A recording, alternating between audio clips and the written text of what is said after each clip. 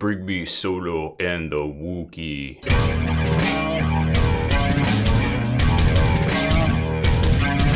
Spiky Bits.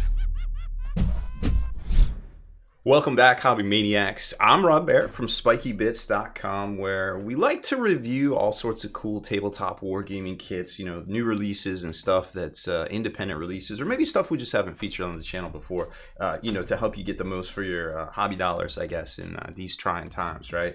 So this week we have new releases from Games Workshop. Now, you might say, hey, this stuff isn't quite new. It's been on the shelf for, you know, whatever, a couple days. Well, yeah, there was a snowstorm and the things, and, you know, everything's running late and just in general. So we do our best to get these out to y'all, hopefully before you buy them and start to put them together. So at least you can, you know, do the best you can with the kit, because it seems like every week there's something new and something exciting about each and every kit, and there's little gotchas to know, and just ways to kind of optimize the builds. And that's kind of what I'm going to show you this week. Now, we're taking a look at Sigvald and Glutos Orscollion, the Lord of Gluttony, because I know there's a bunch of Slaanesh releases, but these seem to be kind of the most interesting to me, at least. That, you know, I'm not playing these guys, but I'm like, hey, these kits look kind of cool. Let's see what we can do with them. Now, don't forget, you can always get your hobbies for less at your local game store, Amazon.com, or, of course, Dicehead.com. Sigvald is going for $55 US, and the Glutos kit is $115. But again, you know, they were allocated out 3 per store at the very minimum, but stores might be able to get more because reps have a little bit of leniency and leeway as far as what they can actually kind of give out to, you know, maybe the stores with better track records and, you know, higher needs for kits. You know, maybe AOS released that week to have a lot of players, and the next week they might not need quite as many. Now, this kit's going to come with 2 big sprues here, and surprisingly, well, maybe not, judging by the pictures, it comes with a 170mm oval base, the same base that the Night Titan's on, actually, or the Imperial Knight, whatever you want to call it there. And then 2 big sprues here with all sorts of different parts. But let's look at the instruction manual, because I'm really interested in kind of how they engineered this, so to speak.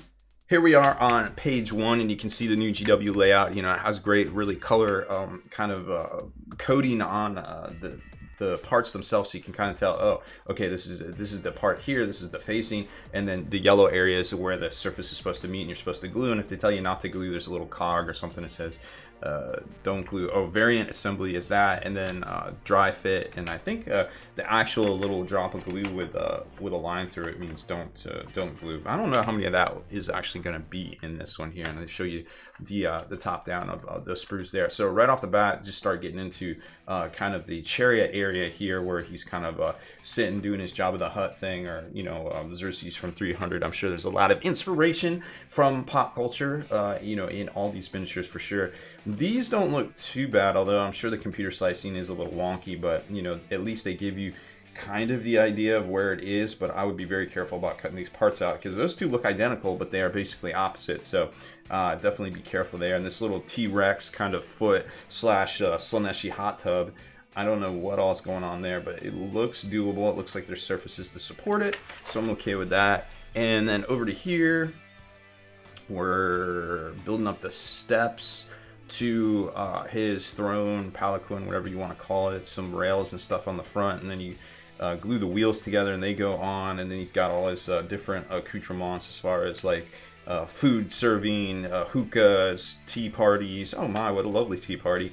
And I don't know what this is back here, some steps to get up to there, I guess, and then you have all the accessories on there, and then you build the little Slaaneshi kind of spawn duders there, and these look like they're all the computer slices. So I'd be a little bit, it seems like there's a lot of space for them to go together here, so it's not like just straight trying to glue them together in space. I hate when they're like, hey, just glue this part to this other part, and then there's nothing else to support it. And sometimes you have to glue the top onto the waist before you can glue the leg on, even though they want you to glue the leg on first, because it just doesn't support itself. But it doesn't look like that's the case with these guys, at least. And then there's a yoke here for them that goes over the top.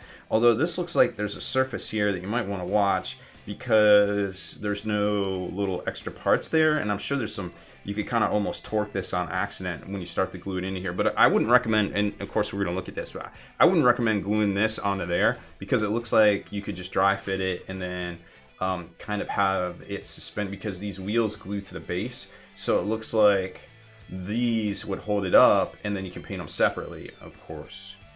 And then there's the assemblies, the various assemblies, and then you go to, now here's what, okay, so I wanted to look at this canopy here. So here's the canopy, this canopy support, and then you got Glutos that looks like he goes together pretty much okay, just kind of eyeballing it. Like they do that little like, hey, put this part in space right here, and those are kind of annoying, but it looks like it might have enough. That goes there and that goes there. It might fill that space, so it's okay, and then you glue the side on immediately so it'll lock it in and kind of maybe not fall apart, and then you glue him down, but don't glue him down. Paint him separately. It looks like he'll just fit in there, but we'll find out here in a minute. Now, here's the canopy, and this looks, so looking at this, it looks like the front's going to be open, and then you have this little drape and these big drapes going down, and then you put on this hook here, which really doesn't hook. It's just like an open hook, and then somehow that attaches into this cobra head, and that's what supports it. Now, I was wondering about this because I was looking at it, and it looks like it just locks into the front right there. And so there's 2 contact points, and hopefully it locks into the teeth here, or there's more meat for it to lock into, because I'm not very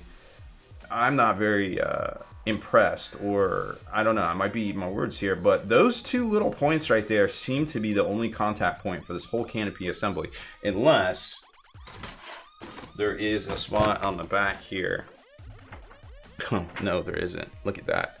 Literally, this whole heavy piece of plastic assembly is attached to those 2 little ring points, and that really should attach right there. That should be a 3rd attachment point, because that is actually going to take a lot of stress, believe it or not. Or what I think they could have done is these drapes look like they're suspended, so they could have put like some little boxes or some little food stuff right there and had the drapes kind of drape over it, so it actually supported itself at the bottom. Because I'll tell you what, right there, I mean, this looks good on this model, and again, I might be eating my words, but generally I can spot these problems a mile away before we start in on the miniature. But I don't know, I'm cautiously optimistic there. And then this guy looks like front and back slicing, kind of like a Shadespire figure, but without the push fit, so I'm okay with that. And then this here, okay, so this is a little concerning right here, and we'll see how it goes together. But it looks like you put this plate of food on her hand, and maybe it's got part of her fingers on it so you can line it up, but that doesn't look like it's very easy to line up. And then over here, her 2 little robes lock into each other here, but also lock into the points on her, I guess her armpits, for lack of a better term. So that's going to be really interesting to see how that all lines up, if it does it well.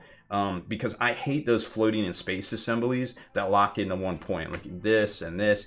This generally is bad design, and it's going to end up being, I could see it end up being the most time-consuming part of this build so far that I've seen. So those are just little gotchas to kind of look out for that I've seen in the past from the new designs. But generally, the designs are pretty good.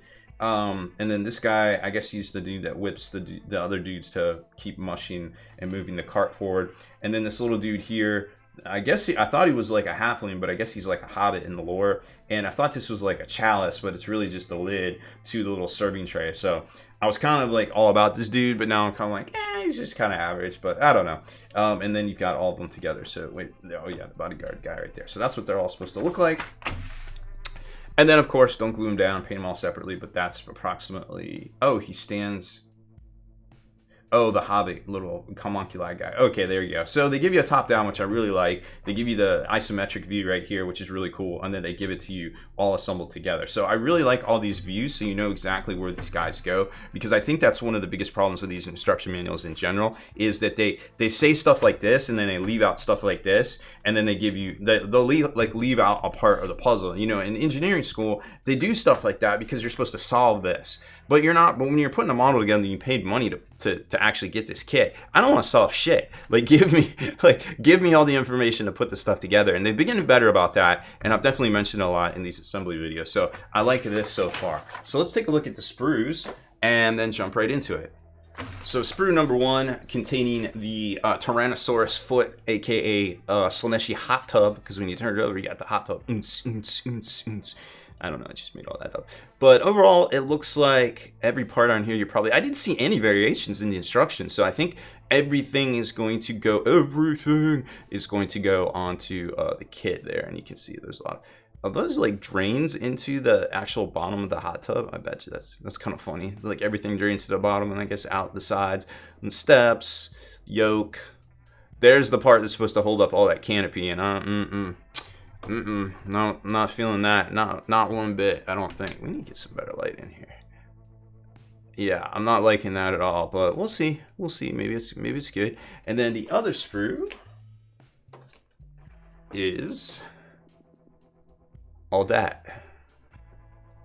So that's the bottom side, and there's the top side. So the peacock feathers for his little goddess, demonette, hedonite person. A lot of the parts for the crew, and then there's those two parts that go together in space and hold up that food serving tray. I don't know about that, but we'll see. And there's Glutos himself, little homunculus. Yeah, it's very cool. I mean, it's all very well detailed, just what we'd expect from GW. Enough detail and enough space to kind of leave some open areas and not be like too busy, and just a scale, you know, that make it. It's not a realistic scale. I mean, blades aren't actually that the same size as the model, but it makes it easier for us as, you know, hobbyists to kind of paint it. New camera angle, who dis?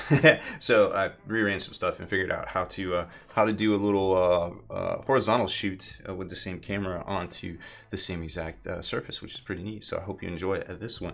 It seemed appropriate because, well, it'd be very hard to show you all the stuff from the top down because it's such a crazy assembly here, and just the fact that, you know, there's so much going on and so much to see, I really wanted to do this. So here's the assembled version, and it is on the 170 night base, which is pretty huge when you start thinking about it, and you can see all the dope ass detail and stuff, and basically where I blue tacked everything to kind of tack it together for assemblies. And of course you see the little riders bouncing around because they aren't glued down at all, but that's a good thing because then you can paint them separately. So you don't have to glue down this guy or this guy or this guy. Now we're going to talk about her here in a second. And then the homunculi dude, you don't have to glue him down because you definitely want to paint all that detail separately. The little serving trays and things, you don't have to glue those down. This I kind of glued down because it has a little, the hookah has a wire to the back, and I figured that would be like metal enough that, you know, you could just kind of paint it separately.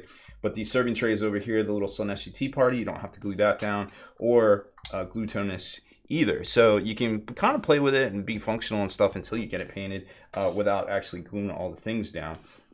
These guys up here, they will actually kind of lock in and support the yoke right on here. You can see where those would be the glue points, but we didn't glue them. I just blue tacked them down, and they support this whole thing pretty solidly, so you don't have to worry about any of that. Just use a little bit of poster tack or blue tack or fun tack or whatever they call it in your particular area. You can scoop that up off Amazon.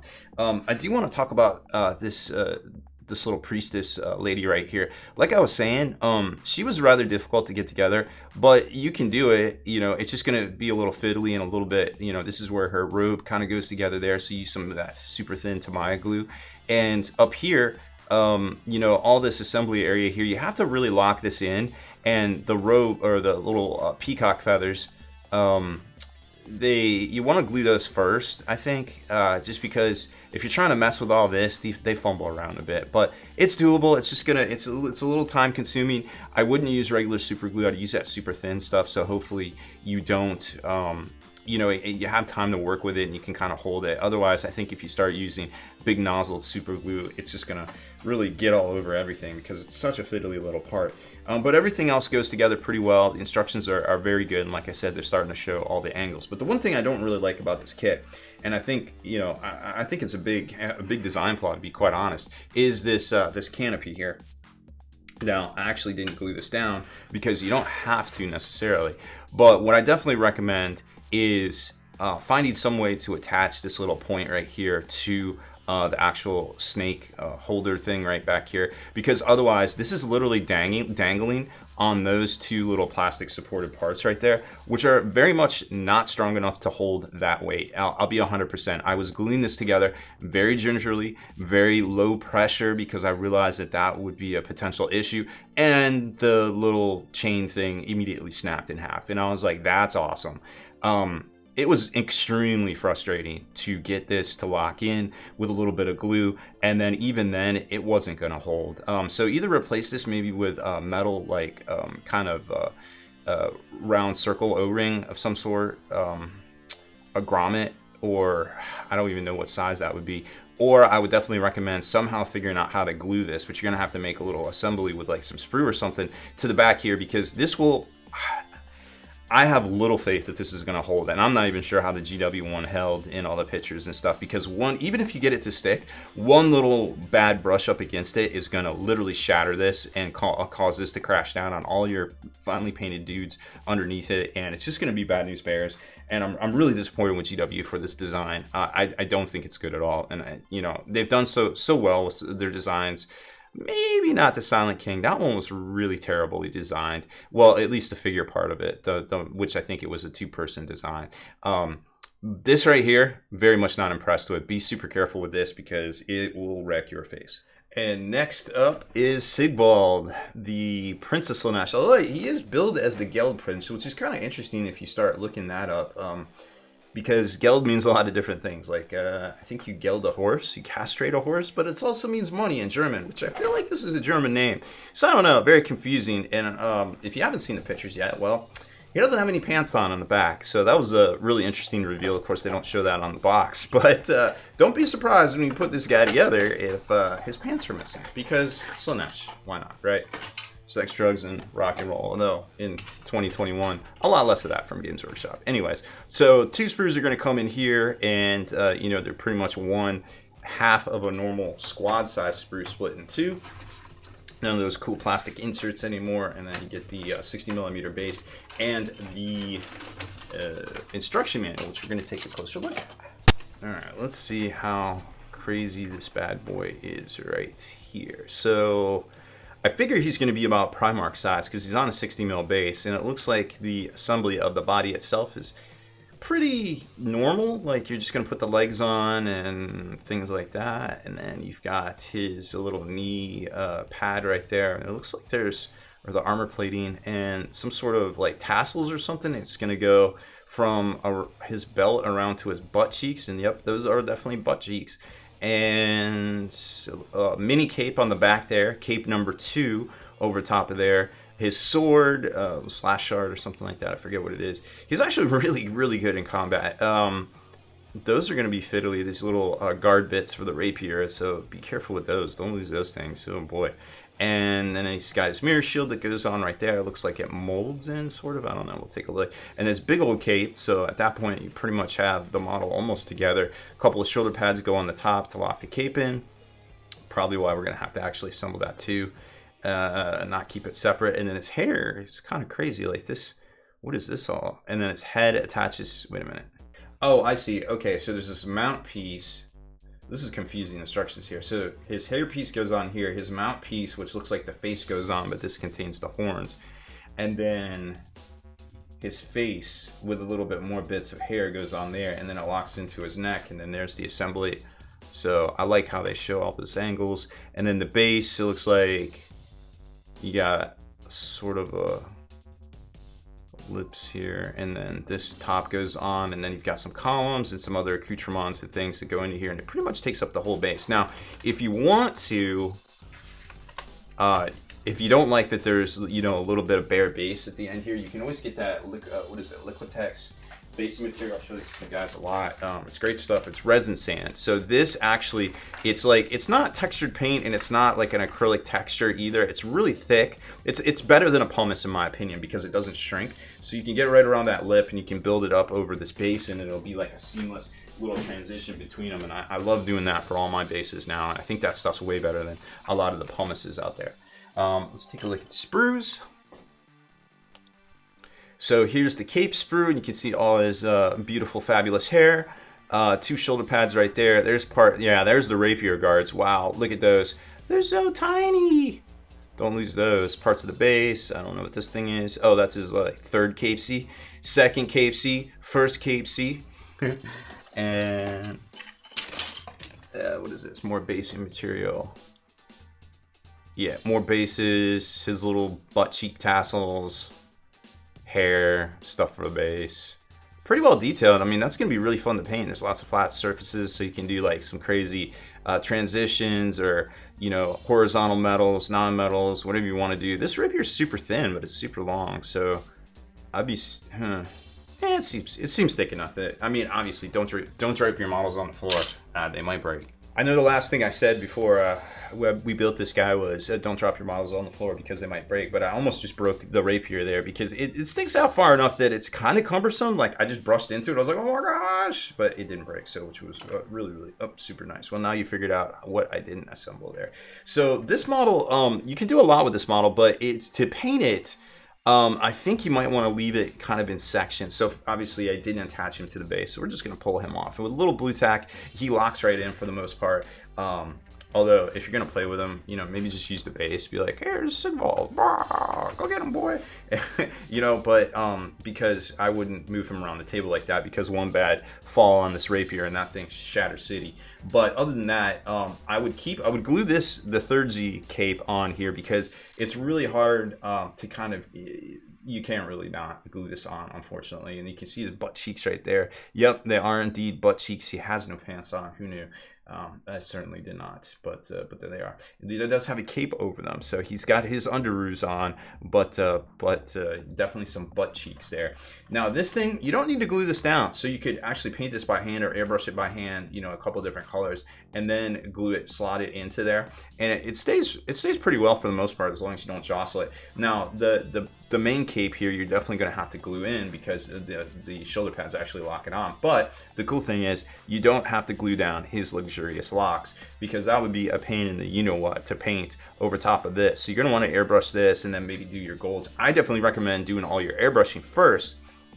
Your reds, your yellow, or your reds, your blues, whatever color cape you're going to do all your airbrush work, or just paint it separately, give it a nice base coat and wash and everything, and then come in and do your metals. Because the problem with metals is that it's really hard to paint metals and not get like little flicks and flakes and things onto color that you don't want. So you want to do this first, and then, well, actually no, I said that completely backwards. I'm a dummy. You want to do all your metals first for the most part, because you don't want to be going back doing metals and getting metals over top of your, you know, opaque colors like that. Like when I do all my custody stuff, I do all my metals first, and then I come in and I lock in all my reds and all my armor plating and things like that. And I do that very last because it's really easy to if you get like red or blue or, you know, yellow or gold or gray over top of a metal, it's easy to fix the metal. But it's really impossible, not impossible, but it's super time consuming to fix a opaque color with a metal on it. It just doesn't work that way. So just kind of keep that in mind. I said it backwards at first because I don't know. It's early. It's early in the morning, and I need to go get breakfast. But either way, so this guy's pretty cool. Size-wise, here's how he compares to a Stormcast. So, you know, even without the base and things, he's still, you know, assume he's on as a texture base, he would be about this tall over a normal Stormcast guy. So pretty large, to be quite honest. I think he's a cool little kit. $55. He definitely compares. You know, to Gilliman or something like that at $40K. And I suppose if you really wanted to, you could make a version of Fulgrim for $30K if you really wanted to out of this. I mean, it'd be a lot cheaper, but I think at the end of the day, and you could obviously do it because you don't need to glue down the shield right here. So the shield's completely different. You could do some sculpting work up here, maybe work on his head a little bit or something like that. But as far as, you know, Fulgrim and $40K, well, he's going to have a serpentine form, so you might need some Tyranid parts and a much larger miniature just off the bat. So hopefully we'll see him in the near future when, you know, Emperor's Children get their reboot and things. So that is it for this one. We showed you all the gotchas that I could find for Sigvald and Glutonus, Gluttony Man, Lord of Gluttony, Mr. Jabba the Hutt himself for Slaanesh there. So that is it for this one. Thank you very much for watching our unbox and build of these miniatures. Don't forget, miniatures like this go out to our patrons all the time. So head over to patreon.com/spikybits if you want to check out all the miniature crates and boxes and things we got going on over there and help support this channel, of course. And don't forget, you can always get these for less at your local game store, Amazon, or at dicehead.com.